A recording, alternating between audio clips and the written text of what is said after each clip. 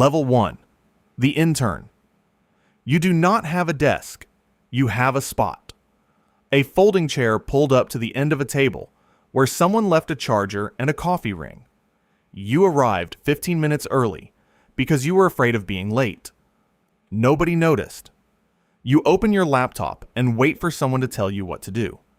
Your job is to make the slides prettier, to find the statistics someone half remembered from an article they cannot locate, to book the conference room, then give up the conference room when someone more important needs it, then find another conference room. You take notes in meetings you are not supposed to attend. You send the summary. One person replies. It says, "The X." Everyone here is busy. That is what they tell you when they walk past without making eye contact. You are not invisible exactly. You are just not worth the interruption. You wear a visitor lanyard, not a badge. A lanyard that says visitor every single day, as if the building has not decided about you yet. It has not. You stay until 9. Nobody asked you to. Nobody noticed when you left. Level 2. The junior employee. They gave you a badge. It has your photo on it, and your name, and a small colored stripe that means something to the security system. You carry it like proof. You set a small plant on your desk the first week to make the space feel like yours. You water it every Monday. Your job is to execute. The thinking happens above you. The deciding happens above you. You are the hands. You fix the bug in the codebase you did not write. You build the feature that was scoped by someone who has never opened the repository. You do it correctly and on time, and you put it in the ticket, and you close the ticket, and 2 more open behind it. The queue does not get shorter. This is not a problem to solve. This is the job. You speak in the meeting. You make a point. 2 minutes later, someone senior restates your point in slightly different words. The room responds to them. You write it down and move on. Your 6-month review says you are tracking well. You ask what you are tracking toward. Your manager smiles and says great things. You water the plant and open the queue. Level 3. The senior individual contributor. You have 2 monitors now. One is always on fire. Not literally, but the Slack notification in the corner of the second screen is always red. Always someone's emergency.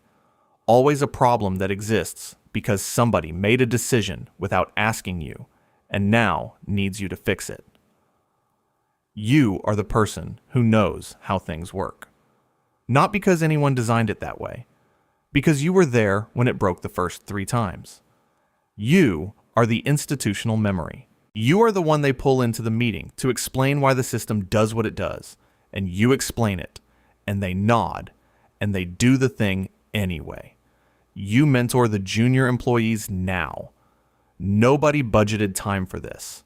It does not appear in your performance criteria. You do it because you remember being them, and because if you do not, they will make the same mistakes, and you will get pulled in to fix those too. At the all hands, AVP presents the initiative your team built. The slide does not have your name on it. You are a senior individual contributor. Your contribution is understood to be included. It is not named. You get a Slack message at 11 p.m. It says, "Hey, quick question." You answer it. You are very good at this job. You are starting to wonder if that is the trap. Level 4, the team lead. Your title changed. Your output did not go up. It went somewhere else. You are a DRI now. Directly responsible individual. It means if anything breaks, the trail ends with you. You run the stand-up. You write the sprint plan. You review the pull requests. You answer the PM's questions about timeline while answering the junior's question about the function while reading the manager's message about the roadmap. You have 3 browser tabs open. They are all on fire. This is normal now. Your real job is to be the wall between your team and the chaos above them.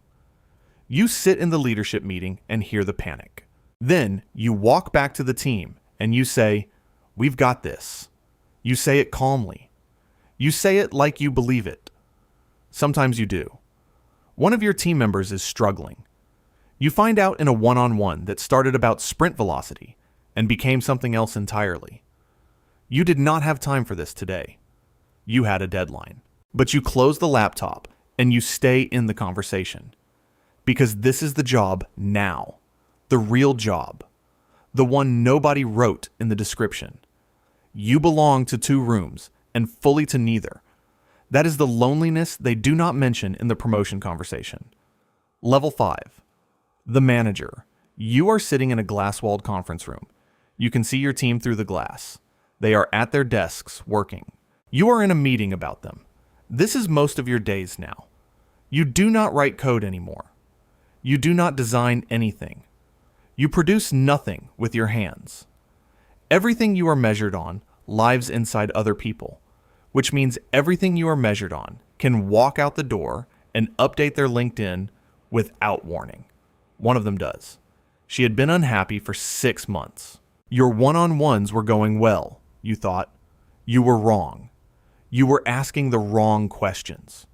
You did not know the right ones yet. You run performance cycles. You rate people's work in a rubric that was designed by a committee and approved by HR and does not capture a single true thing about what any of them actually do. You do it anyway. You run the calibration meeting. You fight for your top performer's raise. Another manager says the budget is constrained. You lose. You go back and explain this to her without saying what actually happened. She nods. She starts updating her LinkedIn 2 weeks later. You send the all-hands message about the reorg. You wrote it 4 times. You still do not fully believe the 3rd paragraph. Everyone reads it. Nobody asks the question you were afraid they would ask. You are getting better at that. Level 6. The director. There is a whiteboard in this hotel conference room covered in OKRs and arrows and frameworks with names. The catering is good. Outside, your 40-person team is working. They do not know what is being decided in this room. That is by design. You own a budget now, a real number with your name on it. You built the plan that justified it. You presented 12 minutes of that plan to the exec team this morning, before the CEO said, "Let's take this offline." You smiled. You know what that means. You will spend the next 2 weeks finding out which part of the plan they want to change and rewriting the deck around the new shape of what they actually want. You are 2 layers removed from the work now. The information that reaches you has been filtered. It has been softened. It has been optimized by every person below you who was afraid to say the full true thing. You make decisions based on that information. You tell yourself you can read between the lines. Mostly you can. One of your managers is being managed out. You learn this in a private conversation on a Tuesday. You have to go back and run the business normally for 2 more weeks while knowing. You smile at the all hands. You answer questions. You are very good at this. The town hall goes smoothly. You give honest answers about everything except the one thing that matters. Level 7. The VP. The boardroom is quiet. The slides are good. Slide 14 has a number in it that is not what anyone hoped. You have a story for slide 14. It is partly true. You tell it clearly and with confidence, because this is the job at this level. Not building the thing. Holding the narrative around the thing while the thing finds its way to what it is supposed to become. You have equity now. Real equity. You have run the numbers at every valuation scenario. You know what each outcome means for your family. You know what it means if the company sells at 100 million versus 500 million versus 0. You check the cap table more than you check your email. You tell yourself that is normal. You let go of a director last quarter. Someone who had been there since year 2. It was the right decision. The business required it. You drove home in silence. You are not sure you would make a different call. You are not sure that makes it easier. An executive from a potential partner company is in town. You take the dinner. You represent the company. You are the story now. Not just someone who works here. A face that stands for what this thing is. That is power. It is also a kind of exposure you did not fully anticipate when you wanted the job. The company hits its number. The CEO names 3 people in the all hands. You are not one of them. You tell yourself it does not matter. You have gotten very good at that. Level 8. The co-founder. It is 7 in the morning. The office is empty except for you and 2 cups of coffee.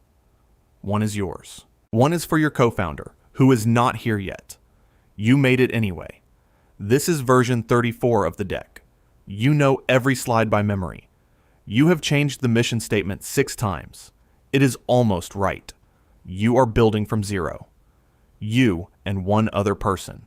You are doing the work of 5 people because there are 2 of you, and the runway is 14 months, and the first investor meeting is Thursday. The fear is extraordinary. You have never felt more alive. The fundraising meetings are strange. Investors ask, which of you is really in charge? They ask it politely. They ask it in different ways. You watch what the question does to the room. You watch what it does to you too. You give the right answer. You are not always sure it is the true one. Your co-founder wants to go in a direction you are not certain about. You talk it through. You align. 2 weeks later, it comes up again. Slightly different shape. This is the thing nobody tells you. You thought you were starting a company with your best collaborator. You were. You were also entering a structure that will pressure test every assumption you have ever made about trust and decision-making, and who you each are when things get hard. The cap table says you are equal. The company will eventually disagree. Series A closes on a Thursday. You celebrate. Inside the celebration is the first moment it feels like management instead of building. Level 9. The founder at exit. The term sheet is on the table. Everything you built has been given a number. The number is significant. It does not feel real yet. You are shaking hands with people in good suits who are very excited about what you made. They have plans for it. Their plans are sensible. You smile. You walked the floor last night after everyone left. The motion sensor lights turned off behind you as you went. You found the original deck on an old laptop, version 1, 12 slides, different logo. The mission statement was almost the same. Hundreds of people work here now.